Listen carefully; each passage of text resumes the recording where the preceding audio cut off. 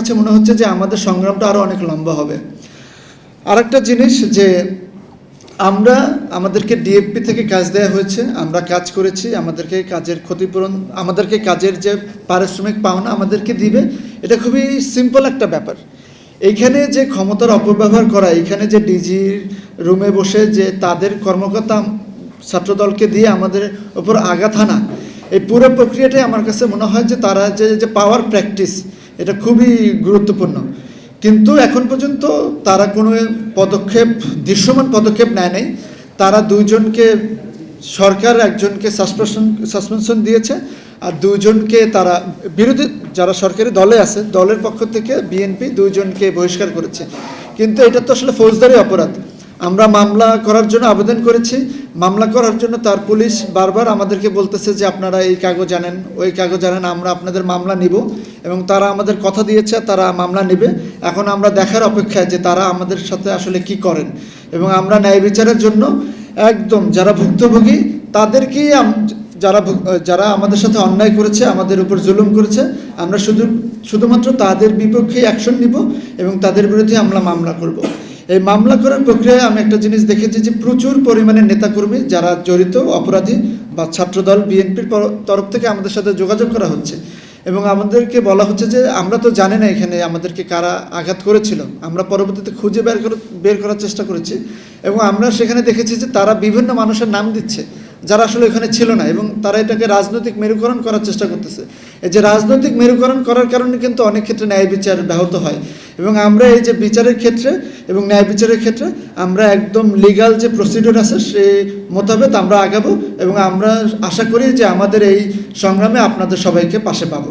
সম্পূর্ণ মিথ্যা অজুহাত এবং উদ্দেশ্য প্রণোদিতভাবে নির্মাতাদের প্রাণনাশের উদ্দেশ্যে অন্তত 30 থেকে 40 জন বহিরাগত সন্ত্রাসীদের ডেকে এনে ডিজি মহোদয়ার কক্ষেই আমাদের উপর আটকা শারীরিক হামলা চালায়। অতর্কিত এই হামলায় আমাদের মধ্যে মোহাম্মদ গোলাপ শাহের মাথা ফেটে যায়, আব্দুর রহমানের মুখ ও ঠোঁট ফেটে যায়, নাসির ফারুক আমিনের ডান কানের পর্দা ফেটে যায়, এবং মুশফিকুর রহমান জোহান সহ অন্যান্য নির্মাতাগণ গুরুতর আহত হই।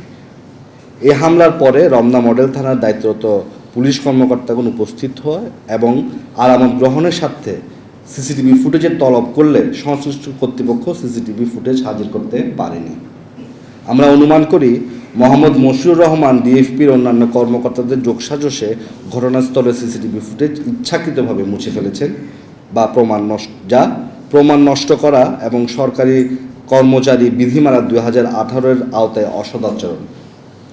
হামলার ঘটনার পর আমরা জানতে পারি অভিযুক্ত দীর্ঘদিন ধরে অধিদপ্তরে অন্যায় প্রভাব বিস্তার করে আসছিলেন এবং স্থানীয় অপরাধ চক্রের সঙ্গে সম্পর্ক রেখে অন্য কর্মচারীদের উপর ভীতির সঞ্চার করে আসছিলেন, যা গভর্নমেন্ট সার্ভেন্টস কন্ডাক্ট রুলস 1979-এর রুল 32 অনুযায়ী স্পষ্ট অসদাচরণ এবং সরকারি চাকরি আইনের ধারা 32 ক-র অধীন দণ্ডনীয় অপরাধ।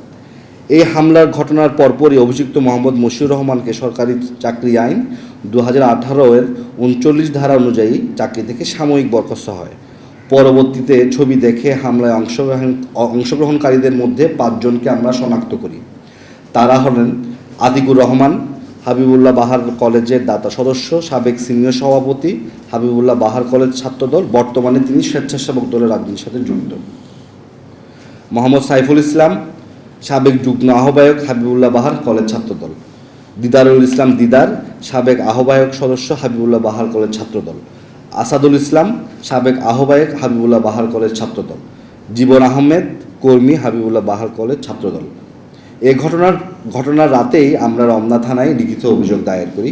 পুলিশ আমাদের অভিযোগের প্রেক্ষিতে তদন্ত করছে, কিন্তু ঘটনার 72 ঘন্টা পেরিয়ে গেলেও মামলাটি এখনও রুজু হয়নি। উক্ত ঘটনায় অভিযুক্ত মোহাম্মদ মশিউর রহমানকে সরকারি চাকরি আইনের ধারা অনুযায়ী সাময়িক বরখাস্ত হয়েছে বলে অধিদপ্তর স্মারক বিজ্ঞপ্তি জারি করেছে। অভিযুক্তের উক্ত কার্যকলাপ সরকারি চাকরি আইন অনুযায়ী সরকারি কর্মে বিঘ্ন সৃষ্টিকারী অসদাচরণ। সে ঊর্ধ্বতন কর্তৃপক্ষের আদেশ অমান্য করেছে, সরকারি বিল পরিশোধে বাধা সৃষ্টি করেছে এবং অন্য সরকারি কর্মচারীদের কর্তব্য পালনে বাধাগ্রস্ত করেছে। আমরা ধারা 32 খ অনুযায়ী গুরুদণ্ড, চাকরি হতে বরখাস্ত এবং ধারা 38 অনুযায়ী ভবিষ্যতে প্রজাতন্ত্রের কোনো কর্মে নিয়োগের অযোগ্য ঘোষণার দাবি করেছি। যেই ঘটনাটা ঘটেছে সেটা একটা ফৌজদারি অপরাধ। এটা বাক স্বাধীনতার আক্রমণ, এটা শৈল্পিক স্বাধীনতার উপর আক্রমণ, এবং সত্যিকার অর্থে একটা নির্বাচিত সরকার স্বৈরাচার চলে যাওয়ার পরে এসেছে, সেটা নিয়ে আমরা আপ্লুত। সেটার থেকে আমরা অনেক কিছু আশা করি। সেই সরকার এরকম একটা পরিস্থিতিতে একই আচরণ করবে, এটা আমাদের হতাশ করে, অবাক করে। এবং এই পরিস্থিতিটা এর আগে আমরা বহুবার দেখেছি, পূর্বের সরকারের ক্ষেত্রে দেখেছি। এবার তো আমরা ভিন্ন বাংলাদেশ দেখতে চাই। এই বাংলাদেশে ওই একই ধরনের আচরণ কেন হতে পারে এটা আমরা ভাবি। এবং আজকে এই প্রেস কনফারেন্সে সরকার ছিল না কেন, প্রশাসন ছিল না কেন, মায়ের ডাক ছিল না কেন, সাংবাদিকরা ছিল না কেন, এই প্রশ্নটাও আমাদের মুখে আছে।